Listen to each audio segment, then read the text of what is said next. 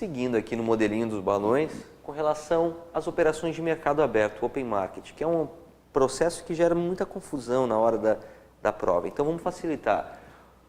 Compra e venda de títulos da dívida pública ou operações de open market, mercado aberto, que é aquela ação do governo de vender títulos públicos para captar recurso e contrair a economia, ou recomprar esses títulos, devolver o capital para os investidores para provocar os estímulos econômicos. Então está aqui nos balões. Quando o Banco Central compra os títulos, quer dizer que ele tira o dinheiro dos cofres e devolve aos investidores mais a sua remuneração, coloca em circulação o maior volume de dinheiro que estava em seu poder. Mais dinheiro, mais consumo. Então, quando o Banco Central compra títulos públicos, ele recompra os seus títulos públicos, ele coloca um volume de dinheiro em circulação, provocando uma expansão da base monetária, um forte estímulo econômico. E guarda isso, cito novamente, operações de mercado aberto é um instrumento de política monetária mais ágil da economia, já caiu em mais de uma banca diferente essa questão. Quando o Banco Central vende os títulos, coloca à disposição esses títulos, ele recolhe dinheiro da população e o nível de atividade diminui. Recolhe dinheiro porque esses títulos públicos, quando são colocados à disposição, eles são formas de aplicação bastante interessantes, de baixo risco e com uma remuneração atualmente excelente. O redesconto bancário. Quando o Banco Central aumenta a taxa de redesconto bancário, isso quer dizer, quando o Banco Central encarece os juros desse crédito para os bancos reservam a parte maior de seus recursos para suprir necessidades, reduzindo o montante de empréstimos, reduzindo o volume de recursos à sua disposição. Menos recursos à disposição, as instituições financeiras, os bancos emprestam menos dinheiro para a população em geral. Menos dinheiro, menos consumo, menos atividade econômica e menos inflação. Quando o Banco Central diminui a taxa do redesconto bancário, esse crédito fica mais barato para as instituições financeiras. E, naturalmente, quando fica mais barato, as instituições financeiras ficam mais estimuladas a captar esse recurso. Captando mais recursos à disposição do público, na forma de empréstimos e financiamentos. Mais recurso, mais consumo, mais atividade econômica, mais inflação. Uma questãozinha aqui para a gente balizar o que a gente está conversando. São medidas expansionistas da política monetária adotada pelo governo. Então, o enunciado solicita aqui as medidas expansionistas, aquelas que vêm estimular o mercado. Primeiro, venda de títulos públicos. Quando o governo vende títulos públicos, põe esses títulos públicos à disposição, os investidores compram esses títulos, o governo capta o recurso. Captou o recurso, o que o governo acabou de fazer? E tirar recurso de circulação, reduzir o volume de recursos de dinheiro, de maneira geral, em circulação. Então, é uma política contracionista a venda dos títulos públicos. Então, primeira alternativa, errada com relação ao expansionista. Segundo, compra de títulos públicos. O governo vendeu os títulos, captou recursos. Quando o governo faz a compra dos títulos públicos, ele coloca dinheiro em circulação. Então, sim, uma política monetária expansionista. Assinala 2. Terceiro, redução do depósito compulsório.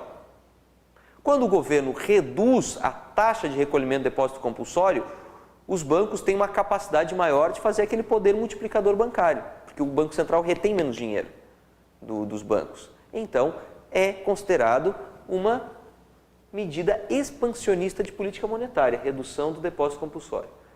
No processo contrário, quando há elevação da taxa de recolhimento do depósito compulsório, sobra menos dinheiro para as instituições financeiras. Então, a política contracionista.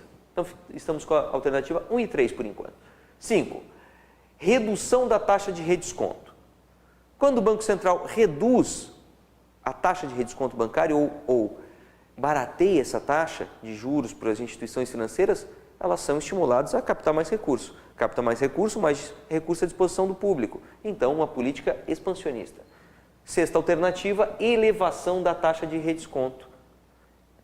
Quando o Banco Central eleva a taxa de desconto, então ele capta ou retém muito mais recursos das instituições financeiras, reduzindo o fator multiplicador, reduzindo o volume de recursos à disposição da instituição. Então, nesse caso, uma política contracionista. Alternativas corretas. Então, pessoal, o resultado da questão, ficamos com a alternativa 2, compra de títulos públicos, redução do depósito compulsório e redução da taxa de redesconto. São as 3 medidas expansionistas que o governo adota. Alternativa D, 2, 3 e 5 apenas. Mais uma questãozinha. A política monetária tem por finalidade, alternativa A, controlar a quantidade de dinheiro no mercado, regulando as taxas de juros e contendo o surto inflacionário. É o objetivo da política monetária em si? Naturalmente, olha só, controlar a quantidade de dinheiro no mercado. Quando cita política monetária, monetário, dinheiro, circulação de recursos, base monetária. Controlar a quantidade de dinheiro no mercado, regulando as taxas de juros, como a taxa básica da economia, a Selic, contendo o surto inflacionário. Alternativa B, nenhuma das opções, está descartado. Alternativa C, política monetária tem como objetivo captar recursos no exterior, de forma alguma. Alternativa D, controlar as operações dos bancos, não necessariamente. As políticas monetárias têm o objetivo são objetivos macroeconômicos, estão acima do controle específico das instituições financeiras. Alternativa A. Mais uma questão. Dentre os instrumentos clássicos de política monetária, assinale aquele que se destaca como o mais ágil para os objetivos do Banco Central de permanente regulagem da oferta monetária e do custo primário do dinheiro. Qual que é o instrumento mais ágil de política monetária? Nós citamos em alguns momentos. Vamos às alternativas. Depósito compulsório, controle de crédito, empréstimos de liquidez, emissão de moeda e operações de mercado aberto. Qual que é o instrumento mais ágil? As operações de mercado aberto, compra e venda de títulos da dívida pública ou as operações de open market. Alternativa E. Atenção que ela pode vir com qualquer um dos nomes, por isso que eu costumo repetir. Compra e venda de títulos da dívida pública, operações de open market ou operações de mercado aberto. Mais uma questão de concurso passado. Indicar a principal finalidade do depósito compulsório feito pelos bancos junto ao Banco Central do Brasil. Vamos às alternativas. Com relação ao depósito compulsório, alternativa A. Manter o Banco Central do Brasil com disponibilidade de caixa é o objetivo do depósito compulsório?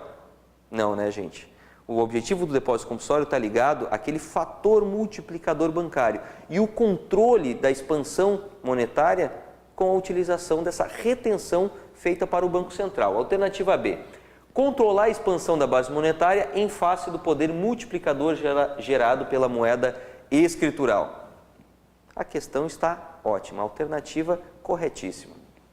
Alternativa C. Controlar o total de papel moeda em poder do público é o objetivo, a finalidade principal do depósito compulsório? Não necessariamente. Ela vem para frear o fator multiplicador. Alternativa D. Quanto maior for o depósito compulsório, maior será o efeito multiplicador da moeda escritural. Aí misturou todos os termos. Quanto maior for o depósito compulsório, maior será o efeito multiplicador. É exatamente o contrário. Quanto maior é o depósito compulsório, menos pode atuar o fator multiplicador, que sobra menos recursos para a instituição financeira multiplicar. Alternativa E, não permitir que os depósitos à vista superem o total dos títulos públicos federais.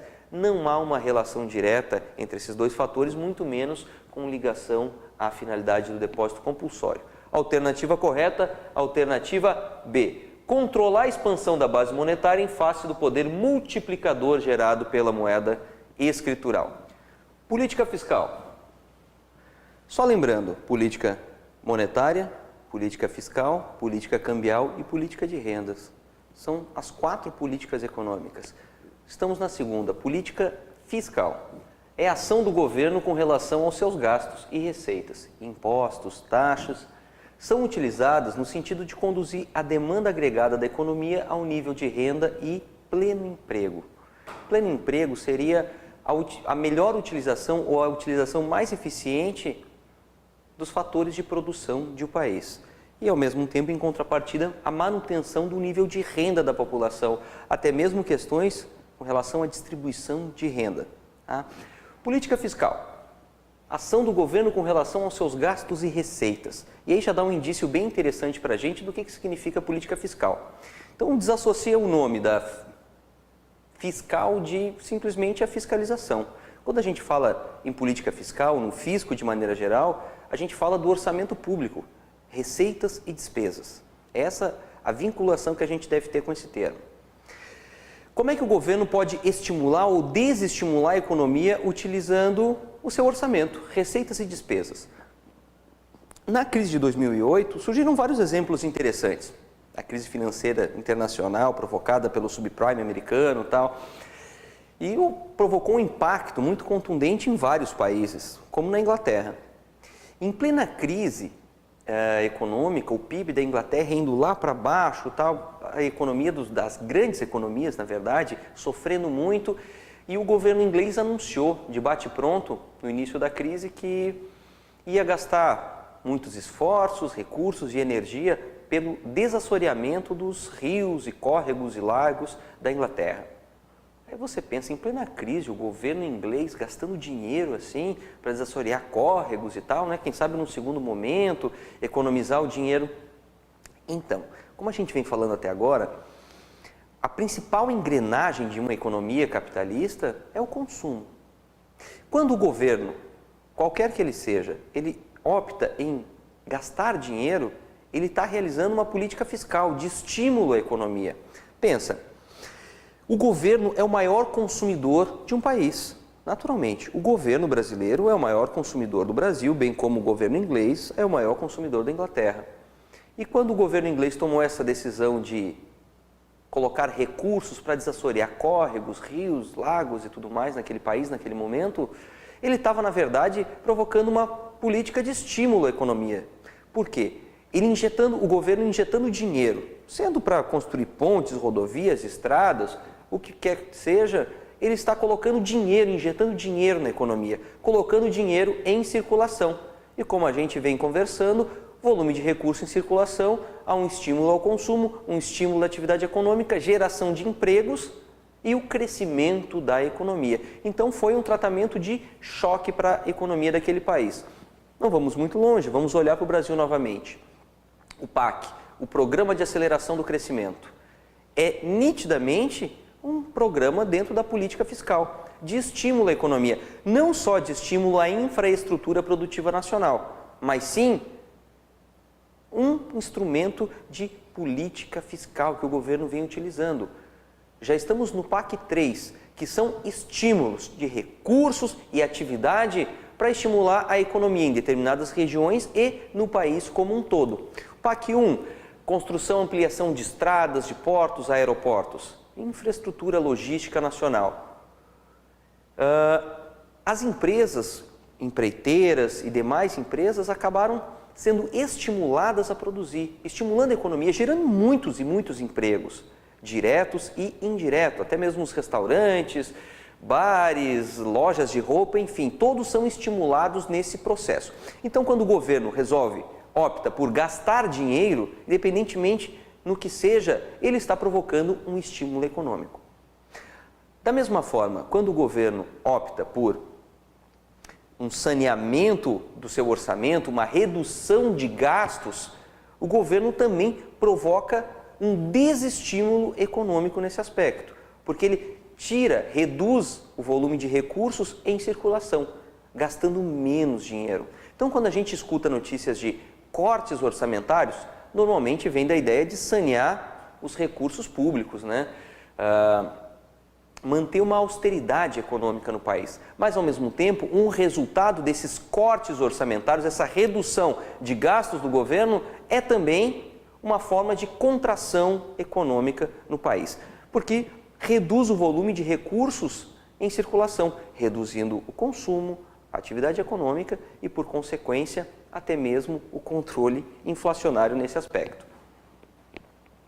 Então, o que é política fiscal? Tudo relacionado a receitas e despesas, gastos do governo. Da onde que o governo obtém suas receitas? Basicamente de impostos e taxas. E como que o governo gasta dinheiro?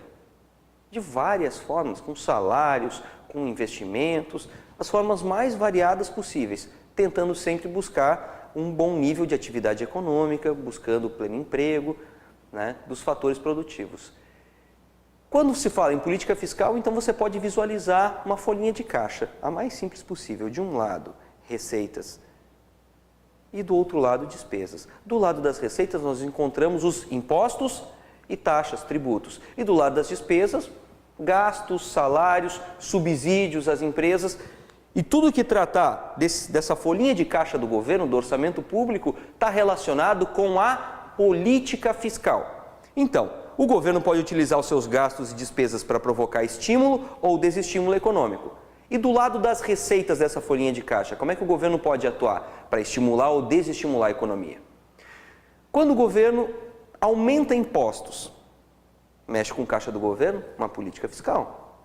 Quando o governo aumenta impostos, o governo provoca um desestímulo econômico, porque sobra menos dinheiro, menos recurso para as pessoas, empresas consumirem. Quando o governo reduz ou quando o governo aumenta taxas, tributos públicos, ele provoca, da mesma forma, o desestímulo econômico. Agora, quando o governo reduz impostos, ele provoca naturalmente estímulo econômico. E ele consegue provocar estímulos bem segmentados, bem específicos. Vamos rever algumas reduções de impostos com o fundamento do estímulo econômico de alguns anos para cá, desde a crise de 2008. Primeiro foi a redução do IPI dos veículos. Para quem está lembrado desse processo, provavelmente comprou um carro novo naquela época, porque a redução do custo, do preço final do veículo, abaixo de 10% da tabela, em função da redução desse imposto. Então o governo estava utilizando na folhinha de caixa, no orçamento público, o lado da receita, reduzindo as suas receitas no primeiro momento, provocando estímulo econômico segmentado da indústria automobilística. Com relação ao IPI, quando o governo optou em reduzir o IPI dos veículos, então ele provocou um estímulo econômico instantâneo com isso, mantendo um grande número de empregos e mantendo a atividade do setor automobilístico aquecido num momento de crise, num momento muito importante e delicado da economia. Em seguida veio a redução do IPI da linha branca, móveis, eletrodomésticos, provocando um estímulo segmentado para essa área e gerando empregos, mantendo a atividade econômica. Então, o governo pode utilizar também o lado das receitas como forma de estímulo ou desestímulo econômico. Imaginamos que o governo faz o passo contrário, ao invés do momento de redução do IPI, esse imposto sobre os produtos, ele aumente o imposto. Qual é o resultado prático desse aumento do imposto relacionado a veículos? Quer dizer que vai desestimular o consumo nesse segmento de mercado, que é um segmento importante, que vai impactar em vários outros segmentos da economia, bem como linha branca, bem como qualquer outra parte, né, do orçamento público com relação às receitas. Então, política fiscal é relacionado com receitas e despesas do governo. Muito discutido também a questão da crise europeia, Grécia, né, a possível saída da Grécia ao bloco econômico do euro. Tem muito a ver com a questão da política fiscal, porque tem relação direta com o orçamento do governo grego, né? O governo grego, durante muitos anos, negligenciou o seu orçamento no aspecto de não gerar receitas suficientes para fazer frente às suas despesas. E o Banco Europeu, ele vem lutando com relação à Grécia em buscar a tal da política de austeridade econômica. Senão o Banco Europeu não pode emprestar dinheiro que sabe que não vai receber de volta. Então o Banco Europeu diz assim, olha, Grécia, organiza tua casa, organiza as tuas finanças. Você tem que equilibrar a sua arrecadação com os seus gastos, tendo que, no início da crise, cerca de 70% da população grega era funcionário público. As pensões, aposentadorias do seu sistema previdenciário, elas estavam muito acima do que o orçamento público podia bancar. E vários outros gastos e despesas do governo, porque na Grécia não existe um volume de empresas, de geração de receitas tão grande. E as despesas muito altas. Durante anos e anos e anos, a Grécia foi emitindo títulos, só que uma hora esses títulos, que eram utilizados para financiar sua dívida interna e externa, esses títulos vencem em determinada data e eles devem ser pagos. E quanto mais títulos se emite, mais juros se paga, naturalmente. O endividamento cresce, o custo de pagamento de juros aumenta, chegou o momento que houve o colapso. Então, impostos, receitas, despesas. O governo gasta com consumo, transferências, subsídios e investimentos, basicamente. Consumo, gastos com salários, administração pública, funcionalismo, civil e militar. Transferências, benefícios pagos pelos institutos de previdência social, sob forma de aposentadoria, salário escola, FGTS. Subsídios são pagamentos feitos pelo governo para algumas empresas públicas ou privadas, como forma de estímulo. Investimento, gasto com a aquisição de novas máquinas, equipamentos, construção de estradas, pontes, infraestrutura como um todo. E como a gente citava a questão da Grécia, justamente a política de austeridade vem para tentar buscar um equilíbrio orçamentário. 3 formas de momentos diferentes de orçamento. Orçamento superavitário, orçamento deficitário e orçamento equilibrado. Qual é a melhor forma do orçamento? O governo ele tem o objetivo de oferecer o melhor para a população e para a economia do país naturalmente. Então, um orçamento superavitário é quando há sobra, resultado, lucro, vamos dizer assim, para acumular capital, que não seria uma opção interessante nesse aspecto, porque todo recurso arrecadado deve ser utilizado pelo bem-estar da população e da economia como um todo. O orçamento deficitário, que é uma realidade atual, também não é interessante, porque se gasta mais do que se arrecada, gerando um processo de endividamento e outras despesas com pagamentos de juros. E o orçamento equilibrado, esse é o orçamento adequado, onde há um volume de receitas que compensa de forma equilibrada o volume de gastos, de despesas que o governo tem. Então, política fiscal. Uma notícia aqui interessante, antes só para pontuar, caso a economia se encontre em um processo inflacionário, o governo deve direcionar a política fiscal de modo a reduzir o consumo. Como? Aumentando impostos, taxas ou até mesmo reduzindo os gastos públicos, desestimulando dessa maneira o consumo, reduzindo gastos, aumentando tributos, impostos e taxas e desestimulando o investimento. Caso o governo se encontre num processo, caso a economia se encontre num processo deflacionário. Está aí um termo, a gente falou inflação, inflação, inflação. A deflação. O que é a deflação? A deflação é o contrário da inflação. Olha só, a inflação é um aumento generalizado e contínuo dos preços da economia. A deflação é a redução generalizada e contínua dos preços de uma economia. Isso é bom, o processo deflacionário? Olha, num primeiro momento, se você tem dinheiro na mão e quer comprar alguma coisa, a deflação é interessante, porque vai reduzir os preços, você vai ter oportunidades melhores de negócio tendo dinheiro na mão. Mas se você for adquirir alguma coisa no momento de um processo deflacionário da economia, o conselho que eu lhe dou é compre à vista. Não financie nada. Por quê? Porque os fatores que geram o processo deflacionário acontecer são fatores bastante intensos com relação a problemas econômicos. Sim. Queda de geração de empregos, do ciclo do consumo, produtividade baixa e um grande volume mesmo de desemprego. Por isso que eu digo, compre à vista, porque não assuma parcelas que possivelmente você não conseguirá pagar em função de perder o seu emprego. A deflação, o processo deflacionário é um dos principais indícios de recessão de um país.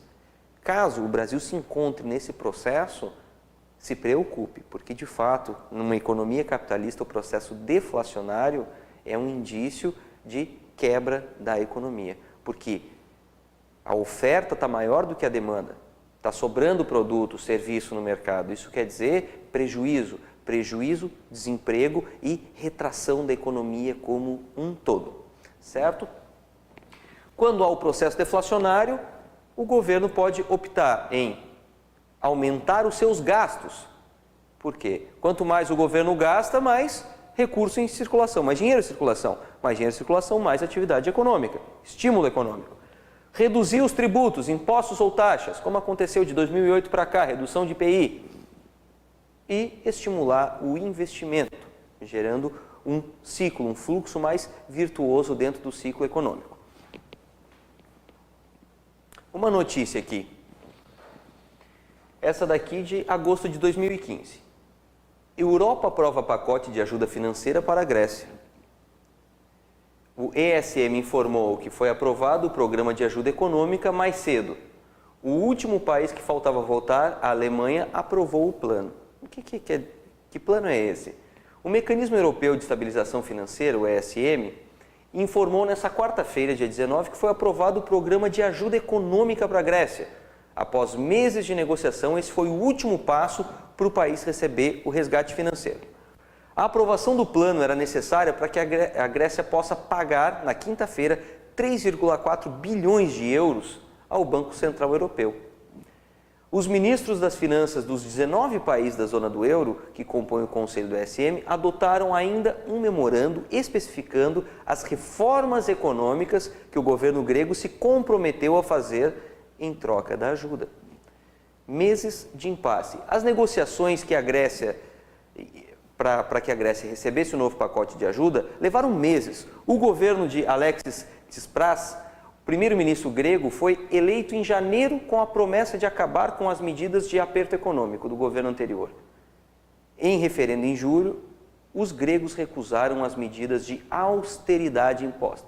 O que esse termo austeridade representa na questão da política fiscal? Quer dizer, aquele orçamento equilibrado, onde há possibilidade de fazer frente às suas despesas com o seu mecanismo próprio de receita, sem buscar capital estrangeiro ou com a simples emissão de títulos para cobrir o déficit orçamentário.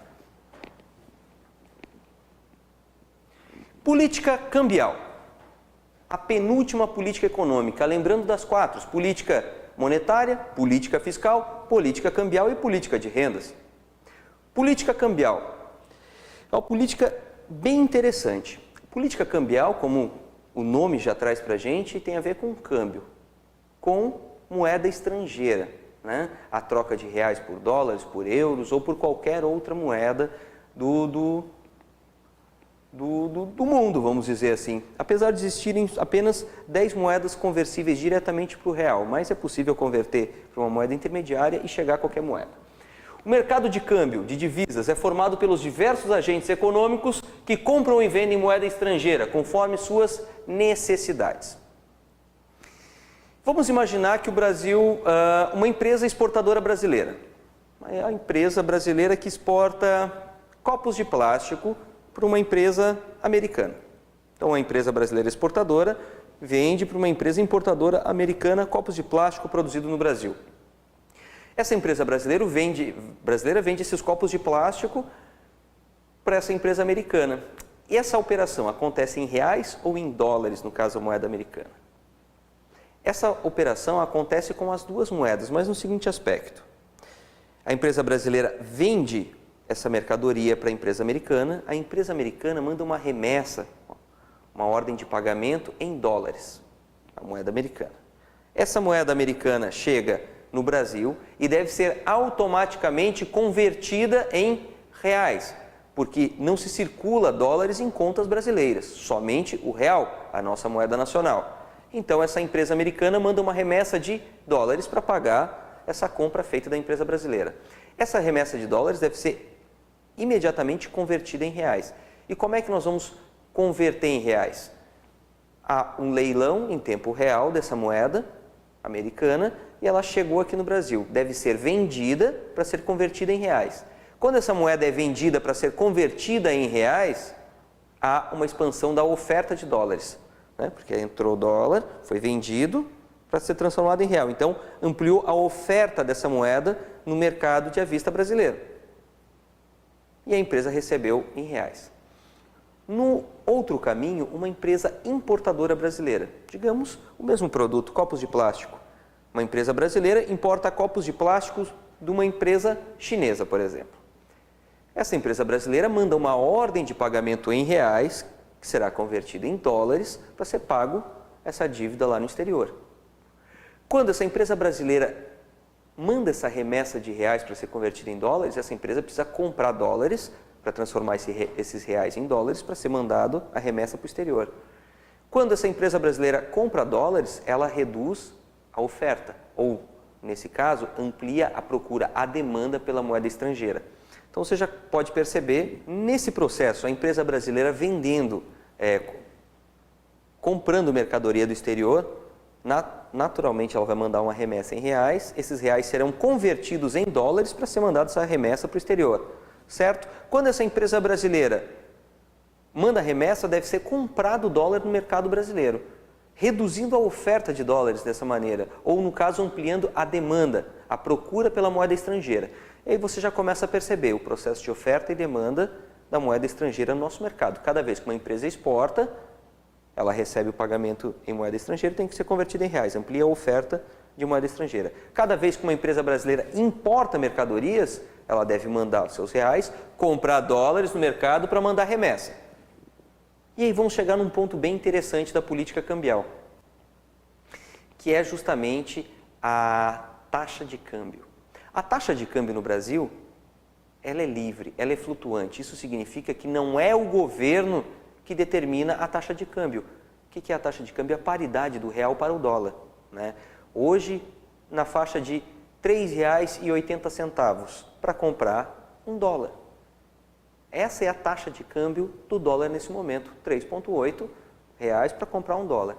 Não é o governo que determina essa paridade do real perante o dólar, mas sim o próprio mercado, porque a nossa taxa de câmbio é flutuante, é livre. Quem determina a nossa taxa de câmbio é o próprio mercado. Baseado em quê? De novo, na oferta e na demanda da moeda estrangeira. Quando uma empresa importa, ela amplia a demanda, porque ela tem que comprar a moeda estrangeira para mandar remessa para fora. Quando uma empresa brasileira exporta, ela amplia a oferta. Quanto maior a oferta de dólares, qual é a tendência do preço do dólar perante o real? Cair. No efeito contrário, quando a demanda de moeda estrangeira, o dólar, está maior do que a oferta, qual é a tendência do preço do dólar, ou dessa taxa de câmbio, é ser conduzida para cima, que é justamente o que vem acontecendo nesse mercado, no nosso mercado, nesse momento, na economia brasileira. O volume de importações é muito maior do que o volume de exportações. E é isso que vem basicamente provocando a escalada da taxa do dólar, a taxa de câmbio, o dólar subindo perante o real. Não é o real que sobe ou desce perante o dólar, não é o dólar que sobe ou desce perante o real, no caso, acho que isso já vai ficando claro, né? É o real que é valorizado ou desvalorizado perante a moeda estrangeira. E o que determina essa valorização ou desvalorização da nossa moeda perante a moeda americana? Basicamente, oferta e demanda dessa moeda aqui no país. Se a oferta de dólar está maior do que a demanda, a tendência do dólar é cair. Se a demanda sob a moeda estrangeira, no caso, empresas importadoras ou empresas estrangeiras sediadas no Brasil remetendo seus lucros para fora, comprando dólares para mandar para fora, a demanda é ampliada. A demanda sendo ampliada, o preço ou a taxa de câmbio é elevada instantaneamente. Certo, é o mercado que determina a taxa do câmbio. Mas o governo não toma nenhuma atitude para tentar mediar essa taxa num patamar que seja interessante para a nossa economia? Sim, naturalmente. O Banco Central realiza uma atividade conhecida como flutuação suja. Esse é o nome, flutuação suja. Que é atuar de maneira indireta no mercado de câmbio para tentar encontrar um patamar interessante da taxa de câmbio para a economia brasileira. Como que o Banco Central consegue atuar de maneira indireta sobre a taxa de câmbio? Porque a nossa taxa é livre e flutuante, é o mercado que determina. Como que o Banco Central, sob ordens do governo, pode realizar essa operação? Esse processo de flutuação suja funciona assim. Se a oferta de dólares está muito grande, a tendência é a taxa do dólar cair. Se a demanda sobre dólares está muito grande, ou maior do que a oferta simplesmente, a tendência é o preço do dólar subir. Como que o Banco Central consegue atuar de maneira indireta para conseguir ajustar o aumento ou a queda da taxa do câmbio? Utilizando os próprios fatores de mercado, a oferta e a demanda. Imagina a situação, muitas empresas brasileiras exportando e o dólar caindo gradativamente, caindo, chegando num patamar, digamos, de 1 para 1 para a moeda o real e o dólar. O que o Banco Central pode fazer para estimular a taxa do dólar para cima, a taxa de câmbio para cima, para encarecer o dólar perante o real? A gente já entende por que isso seria interessante. Mas esse processo de flutuação surge. O Banco Central vai lá e compra dólares dessa oferta que está sendo ampliada, reduzindo a oferta e pressionando o preço do dólar para cima. Ele compra e estoca. É o famoso reserva de divisas do Banco Central. Divisas nada mais é do que moeda estrangeira estocada pelo Banco Central, justamente para fazer frente a esses compromissos de conversão de moeda. Aí o Banco Central começa a comprar da oferta, diminuir a oferta de dólares, automaticamente o preço do dólar vai sendo elevado. Está percebendo o Banco Central agindo de maneira indireta na precificação do dólar, utilizando os mesmos fatores de mercado. No efeito contrário, como está acontecendo hoje, nesse momento, o dólar está subindo cada vez mais, está num patamar bem alto, o que também não é interessante para a nossa economia. Qual é a atitude que o Banco Central pode tomar? Vender esses dólares que ele tem estocado, ampliando a oferta. Ampliando a oferta, a tendência do preço do dólar é baixar. Isso é a flutuação suja. Compra e venda de dólares no mercado à vista pelo Banco Central para manter a paridade da moeda num patamar que seja interessante para a nossa economia. Por que o dólar muito baixo ou muito próximo do real, a sua cotação, não é interessante para a nossa economia?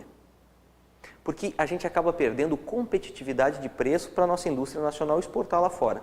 Digamos que esse copo de plástico, ou 1000 unidades desse copo de plástico, mais fácil, ele custa R$1 para produzir aqui no Brasil, 1000 unidades de copo de plástico. Para vender para uma empresa americana, exportar essa mercadoria, empresa brasileira, custo de produção R$1. Certo. Digamos que o dólar está 5 para 1, 10 para 1, vamos exagerar no exemplo, 10 para 1. Então, eu preciso de R$10 para comprar $1. Já começa a perceber que nossa competitividade de preço fica mais interessante? Custa R$1, o dólar está 10 para 1, eu vou vender para um país onde utiliza o dólar. Então, esse mesmo resma de copos, enfim, de 1000 copos, que aqui custou R$1, ele chega nos Estados Unidos, o equivalente a quanto em dólares? 10 para 1, ele chega custando 10 centavos de dólar nos Estados Unidos. Perceba a possibilidade de competitividade de preço no mercado internacional. Quanto mais elevado o dólar perante o real, mais competitividade de preço, que nosso produto chega mais barato no mercado externo, garantindo competitividade de preço, estimulando a exportação. Mas, ao mesmo tempo, os insumos para produzir esse copo, nem todos são nacionais. Muitos dos insumos nós temos que importar de outros países, utilizando essa referência do dólar. Digamos que não somente a máquina, os equipamentos que são utilizados para produzir esse copo, digamos que o plástico, produto básico, insumo básico aqui, ele seja importado da China, por exemplo. A gente vai pagar o preço em dólar, então vai chegar 10 vezes mais caro o produto inicial, matando a competitividade nesse aspecto. Então, há fatores positivos com o dólar baixo, ao mesmo tempo há fatores positivos com o dólar alto, depende da situação e do tipo de produto. E uma pergunta que é muito importante se fazer nesse momento. A economia brasileira é autossuficiente de insumos e matéria-prima de produção, ou até mesmo produtos acabados? De forma alguma, nós somos extremamente dependentes de uma série de produtos básicos e principalmente de produtos de alto valor agregado, equipamentos eletrônicos, por exemplo. Então, o dólar alto prejudica toda a cadeia produtiva e a nossa economia. O dólar num patamar muito alto. O Banco Central estima, espera manter a paridade em torno de R$3, 3 a 3,30. Ele está sentindo dificuldade para fazer isso, porque os fatores que o Banco Central tem para lidar com esse aumento gradativo do dólar são fatores indiretos, utilizando o próprio mercado. E a capacidade e o volume de compra e venda de moeda estrangeira que o Banco Central tem é limitada. Esses fatores, eles fogem ao controle do Banco Central e por isso que a taxa é livre. Por mais que haja interferência indireta, essa interferência indireta não é tão eficiente quanto, por exemplo, uma taxa fixa, um regime cambial fixo, que é quando o Banco Central de determinado país é que determina a paridade da moeda. Mas aí a valorização ou a desvalorização da moeda interna é de forma inadequada para o mercado. né, de forma artificial, que é o caso da China. A China tem a sua moeda valorizada ou desvalorizada de forma artificial pelo governo, porque lá o câmbio é fixo. E aí quais são os resultados disso? É uma queda de credibilidade no mercado, no cenário internacional. Há muitos países, há muitas empresas que deixam de consumir até mesmo produtos chineses em função disso, que é uma competitividade desleal. Além da China ter uma capacidade produtiva incrível, uma infraestrutura fantástica, carga tributária baixíssima, então são vários os benefícios que garantem competitividade no mundo todo. Além de tudo isso, há o câmbio chinês artificialmente desvalorizado perante as outras moedas. Dessa maneira, quebrando indústrias, fábricas, negócios na África, no Brasil, na Europa, nos Estados Unidos, em vários lugares do mundo. Então acaba oferecendo uma competitividade desleal, o que dificulta bastante o processo da credibilidade daquela economia. Certo?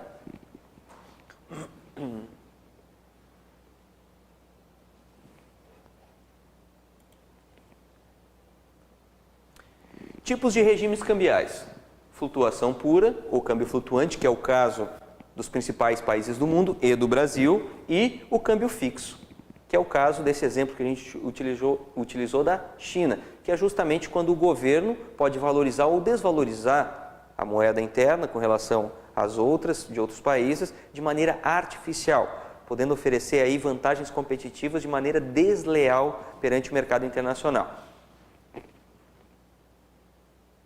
A flutuação suja. Uma notícia aqui do portal UOL para balizar o que a gente está conversando.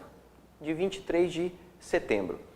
Mesmo com a ação do Banco Central, dólar tem a quinta alta e bate um novo recorde. E vai a 4,146. Devido ao forte avanço do dólar, o Banco Central intensificou sua atuação no câmbio. Como é que é o nome dessa atuação do câmbio que o Banco Central faz?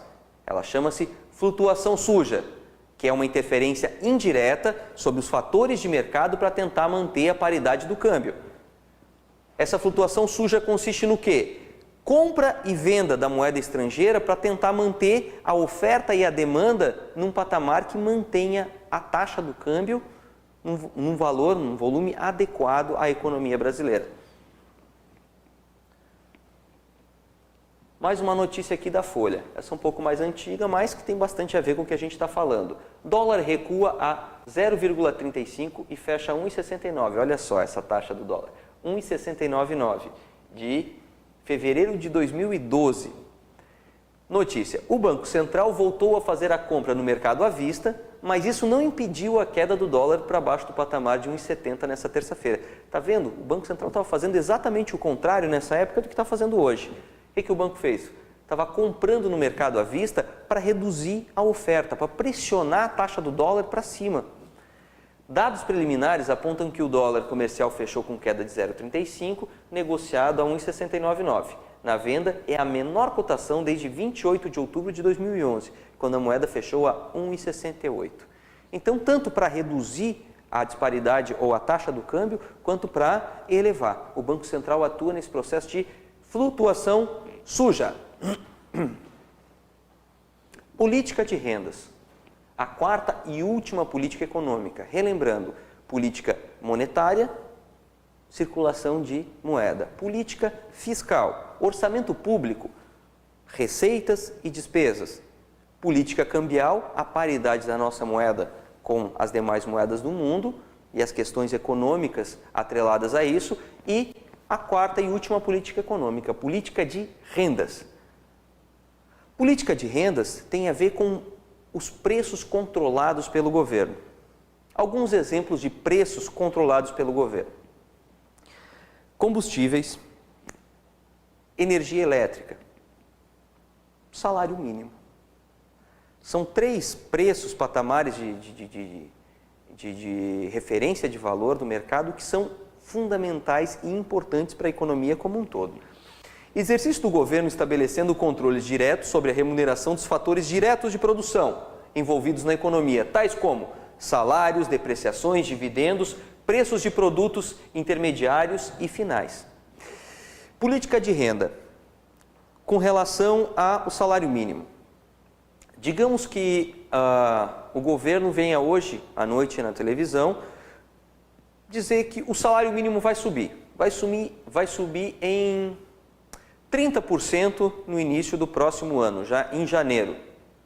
Qual é o resultado desse anúncio para a nossa economia? Resultado imediato.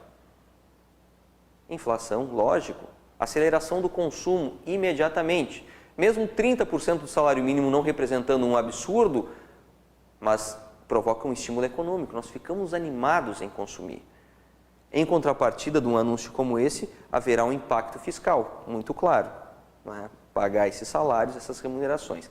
Com relação aos combustíveis, coisa que vem acontecendo com bastante frequência. Esses aumentos constantes no preço dos combustíveis.